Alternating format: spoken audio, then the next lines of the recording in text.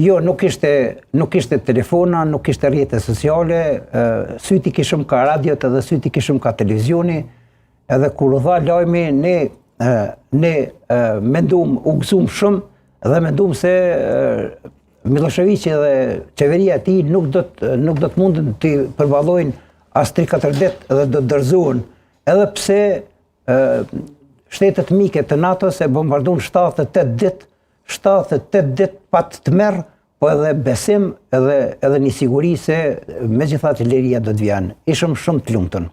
Unë vi nga një fshat, është Gadime e Ult, që është e njoftën për shpellën, edhe mbi kodrën e shpellës, atë natë me njëherë dolëm, ata që ishëm në fshat, dolëm në kodrë të shiqojmë edhe ishte madhështore, ka i poshëm coqet ushtarake që u bombardojshin, ndizej flak, ne e poshëm repetitorin edhe aeroportin e Goleshit, u poke Prishtina ka, dhe thëtë, unë ndryqate qyteti për i bombardimeve, poshëm vetëm qiellin e kuq nga Gjilani.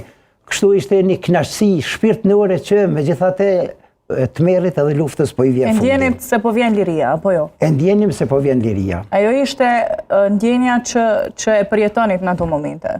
Ajo ka qenë një ndjenjë që tash për gjeneratat e reja që nuk